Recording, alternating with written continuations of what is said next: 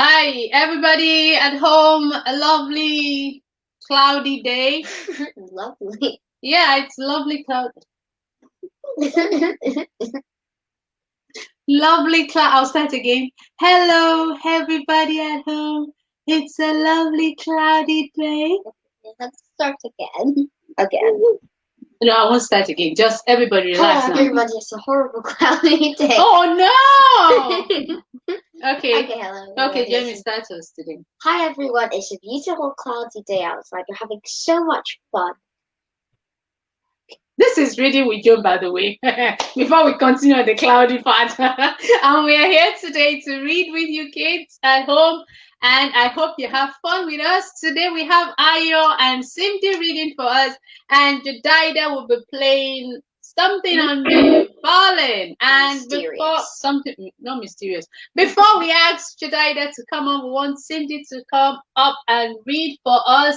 And we'll just let Chimdi be on the scene. Remind us of the book you're reading, the chapter where you are, and then you can start, please. Okay, so it's called I'm the Rabbit Next Door, and I will be starting from chapter 4. Lulu can clap and learn to call the figures, she said. So that was what happened, and above the cheerful sound of Scottish music, Miss Holiday and Lulu clapped and called. Greet your partners, Mrs. Holiday murmured to Lulu. Greet your partners, called Lulu. I'll take hands. Louder this time, Lulu.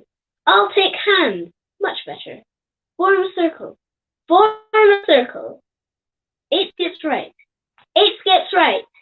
Melly and Arthur, since they had been forced to be partners, livened up the dance by squabbling in time to the music. Can't you count? Don't keep stopping. She said right. This is right. Who put that stuff on George's hut? I bet it was you because of her foot. Wrong then. And not that way. You've got to swing everyone all down the line. Boing. That was the chords at the end of the music. Melly and Arthur sprang apart like two magnets that had been pushed together the wrong way round. Thank your partners, called Lulu and Miss Holiday. And bow. I'm never doing that again as long as I live, said Arthur, bowing to Melly. I'm not either, so don't change your mind, said Melly, bowing beautifully back. The carrot-mobile had nearly vanished by the time Arthur got home that evening. Only one slice remained, swinging above George's head. As Arthur watched, George stretched, caught it, and munched it up. He did it so neatly that Arthur laughed out loud. Hello, called a friendly voice, and there was Lulu's mother on the other side of the fence. Good day at school. What did she say? She said you were 1,000 times better than Henry. Arthur was so surprised and pleased that his mouth fell open. Lulu's mother laughed. Thank you for helping Lulu home last night. I don't know what she was thinking of jumping like that. Very silly. Yes, agreed Arthur, but he did not say it as if he meant it. The surprised, pleased feeling was still there. He was no longer quite sure of what he thought of Lulu and Melly. After Lulu's mother had gone, Arthur looked again at George. He couldn't help remembering what Lulu had said as she hopped in front of Miss Holiday. Anything is better than boring, and just sitting there when you could jump. Go on then, he said to George and lifted him down the garden path. Chapter 5. Love from Thumper. Dear George, this is a parcel for you to unwrap. Lots of love, from Thumper. It was a lumpy package, nearly as big as George, wrapped in brown paper and tied with string. Very carefully, as if it might explode, Arthur picked it up. George watched. Arthur tugged at the string. George looked shocked. Arthur looked at the letter again. For you to unwrap. Arthur opened the door of George's hutch and delivered the parcel. All at once, George became very awake. He hopped around his parcel, inspecting it from all sides. He sniffed it carefully. He rubbed his chin over the knot in the string. He scrabbled at it with his paws rolling over. Arthur wondered if he should help George. Then George picked up the whole parcel up in his teeth, holding it by the string. He shook his head. Suddenly, the string popped open and the brown paper became loose. "Hey, well done," said Arthur. But inside the parcel was another just the same. More string, more paper. "What a cheat," said Arthur indignantly. "Poor old George. Give it to me." He reached into the hutch and took out the parcel. A large yellow dandelion flower fell from the wrappings. It must have been between the layers of like the hidden sweet, between the layers of a party parcel. George pounced on it at once. He looked very funny eating the dandelion. At first it fluffed out of his mouth like a bright yellow cloud. Then, bit by bit, it disappeared. A few yellow petals dropped onto the hay. George sniffed them out and ate them too. Arthur remembered something Lulu had said. He looked around the garden. Sure enough, dandelions everywhere. He picked the biggest he could find and gave it to George. "Now I've got to go and have my breakfast," he told him. George looked hopefully at his parcel. "Sorry," said Arthur, and gave it back. When Arthur went to check on George just before school, he had unwrapped another layer. He was sitting on the paper chewing a radish. Between his paws was the parcel, just the same but slightly smaller. George looked very bright-eyed and busy. Arthur picked him another lovely dandelion and went off to school looking thoughtful. Often during the day Arthur thought of George with his parcel. He wondered what was in the middle. As soon as he got home that afternoon, he hurried into the garden to find out. There was George sitting on an enormous pile of screwed up paper, string, and hay, gnawing up the last of a sweet potato. "You'll get fat," said Arthur, lifting him to the ground. "You'd better go for a run." George raced around the garden with jumps higher than ever. Watching him, Arthur was impressed. He thought, "If I could jump as well as George, I could jump over street signs, letter boxes. I could jump over cars." How cool would it be, thought Arthur, if only on the way to school I could do that. Even just once would be fantastic, he told George. You're lucky you can do it every day. George stopped running and looked at Arthur. Arthur looked at George. If I let you, admitted Arthur. But things were changing for George. Every day there was a new surprise. A bundle of twigs labeled apple twigs, bites a bit, and a notice for the garden gate. Please keep closed. Rabbit in the garden. Another parcel and a very grumbly letter from Santa. Dear George, today has been a very bad day. First they cut my nails with their special nail cutter thingy, then they brush me with their hairbrush thing. Then they put stuff behind my ears, ear cream, just where I cannot lick it off. They say the stuff is to keep away flies. What flies? I do not have flies. Love from your much too clean and tidy friend Thumper. P.S. Okay. Horrible ear cream so that you can see what it's like. P.S. again. Here's that tennis ball that you used to like to chase. All right. Well done. Thank you, Chimdi. That is a lovely reading today. What am I doing? Can I bring everybody on board? Yeah, that's lovely reading today.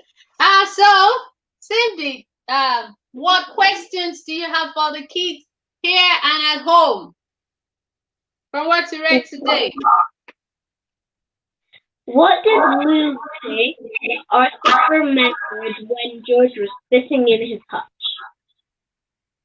What did Lulu say? You unmute yourself if you want to answer. What did Lulu say when? When they were in the classroom. What did Lulu say to George when they were in the classroom? George. No, to Arthur. Is it Arthur or George? Lulu. What did Lulu say to who? To Miss Holiday when they were To Miss Holiday. Okay. What did Lulu say to Miss Holiday when they were in the classroom? Seems nobody remembers. Ooh, that's a tricky one. That she has a present in the house for George. No. Oh, Mommy bounced it. No, you all have a butterfly. Nobody knows it. Oh gosh. Okay, can you ask another question or tell us the answer to that first? The answer was anything is better than boring. Ah. I heard that. I didn't know that. I knew, but I didn't. Oh, really? Oh, Jack, come Sorry, on. you said none of us had a point. Oh, God, you said none of us had a point, so don't try. Another question. Name two of the things that Lulu and Melly gave to George as presents. A dandelion and a radish. Yeah. And a sweet potato thingy. Huh? Yeah.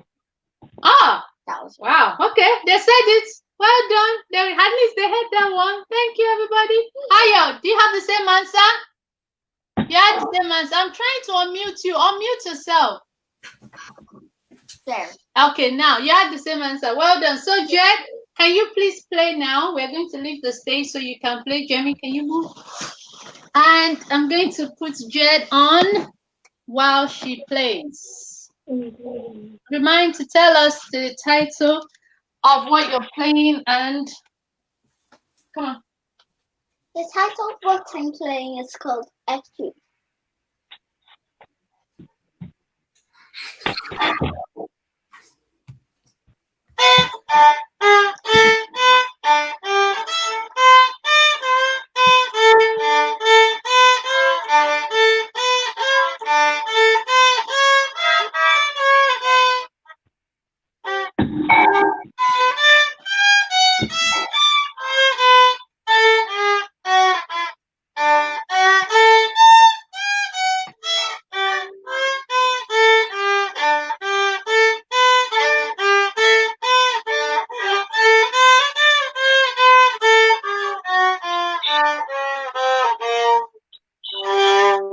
Well done, Jed. Fantastic. Okay, thank you for the addition. Did you like that? It was short and snappy. Short and sweet. Oh, sit down. Thank you. We've seen that you can play. Thank you. Thank you for the. Okay, now we're going to call on Aya to read now while we leave. Remind us of the book you're reading, the page you're reading, and and continue from where you're reading. Title. The title and D. Okay. All right. Aya. I'm going to be continuing Cold Case Christianity for kids. Carrying on with chapter 2. Good, declares Jeffries. What's one of the first things we'll need to know in order to figure out where this came from? How long it's been there, suggests Hannah. Exactly, responds Jeffries. You ask, but how do we figure that out? Let's look at our list. Observations, inquires Jeffries. Hannah raises her hand and says, I thought of something. Livingston. That was the old name for our school. They renamed it Elm Road School 9 years ago. Now, declares Jeffries, we have two possibilities. One, the skateboard is at least 9 years old, because that appears to be the age of the sticker. Or two, the skateboard is new, but has an old sticker on it. Several cadets point to the cobwebs and the way the skateboard looks. The skateboard is old, observes Jason. Good, encourages Jeffries. The simplest explanation isn't always true, but it's usually the best bet. We're trying to separate what's most reasonable from all the stuff that's just possible. Jason looks a bit confused. Jeffries explains. Remember, many explanations may be possible, but not every explanation is reasonable. For example, it's possible that the little tool shed gremlins crafted the board to make it look old. That's not reasonable. Jason laughs. Now you're learning to be a good detective. You've just discovered abductive reasoning. What's that? You ask. Detective Jeffries turns to the whiteboard. That's when you make two lists that begin with an E. First, an evidence list, and then an explanation list. He faces the cabinets. We listed the appearance of the boards, the cobwebs, the sticker, and the forgotten corner of the shed.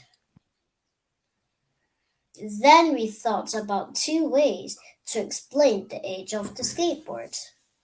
We decided the most reasonable explanation was that the skateboard was old. The evidence on the first list helped us figure out the best explanation on the second list. That's not my friend Zoe, says Daniel. She was a baby 9 years ago, which is why we can't be know-it-alls before we look at the facts. Just like we talked about last week, reminds Jeffries. Now, who investigated Jesus and the claim that he died and then returned to life? Hannah and Daniel both raised their hands. We read that part in our Bibles, says Hannah. We found that there are 4 books in the Bible that describe what Jesus did. They're called Gospels. Yes, replies Jeffries. The Gospels were written by men who knew Jesus or were friends of those who did.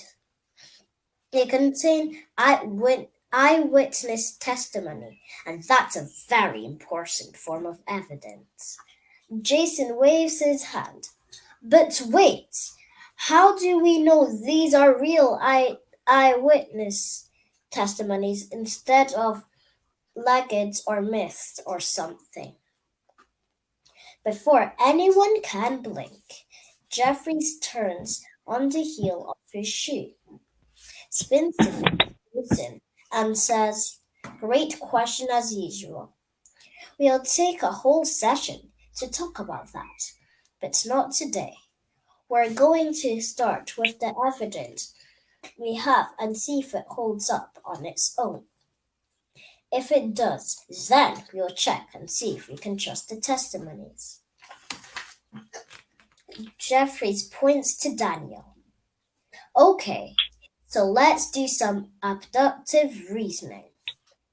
Daniel, come up and make the first list of evidence he found about the resurrection of Jesus. Daniel writes the following list on the whiteboard. 1. Jesus died on a cross and was buried. 2. Jesus' tomb was found empty. His body could not be found. 3. Jesus' disciples said they saw Jesus alive, resurrected. Okay, says Jeffries, picking up the marker.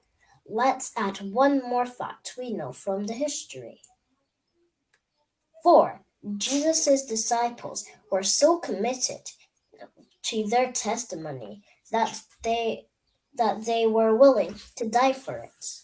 They never changed their story. Now we're ready to make our second E-list. Jeffrey hands the marker to Jason. Can you think of some ways to explain these pieces of evidence? Jason, with the help of the other cousins, writes down the following list of possible explanations. That's it, I think, says Jason as he puts down the marker. 1. Jesus didn't really die. He fainted, woke up, and walked away. 2. The disciples were so upset about Jesus dying that they imagined they saw him alive. 3. The disciples stole the body of Jesus and lied about the resurrection. 4. The story of the resurrection was added on many years later as a story of Jesus became a legendary fairy tale. Not so fast, says Jeffries. Remember to keep an open mind. You forgot one other possibility. He returns to the whiteboard and writes, 5. Jesus rose from the dead.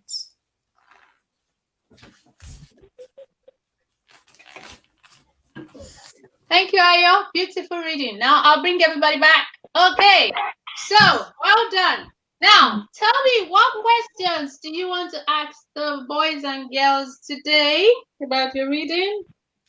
What was the new name? What was the new name? New name? No, like the old school name was called Livingston School. What did they rename it? What was the new name of a school called? That's tricky. I didn't listen to that. I didn't hear that. Livingston Primary. Said Livingston Primary School. No, the new name, not Livingston Primary School. Okay. You know it's at home. Did you hear the name of a new school? The new name of a school? No. Can you tell us, Ayo? Emerald School. Emerald School. Okay. So can you give us another question we can answer? Okay.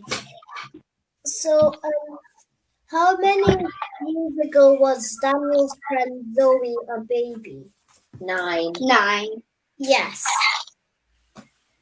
Can you just ask one more question that other children will answer and not these two, please? I didn't. Both of you said 9. Oh yeah, come on. Okay, I've got it. Okay, huh? So, which two children read and studied the Bible? Which two children read the books of the Bible? Okay, wait. I said the children at home. Come on. Let me. They are two. All right. Okay. This girl is clingy today. What have I done to you? Leave me. Okay. People, man, what's the answer?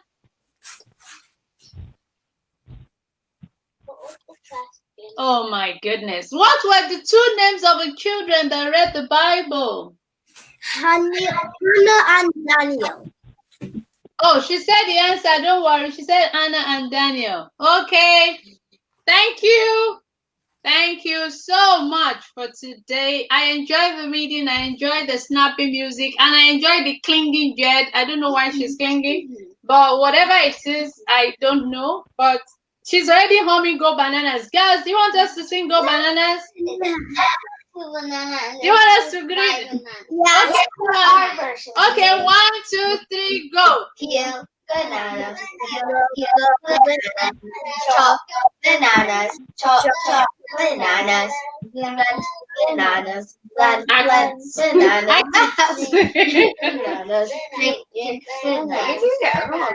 Bananas. No, there's something else disgusting. That's not right.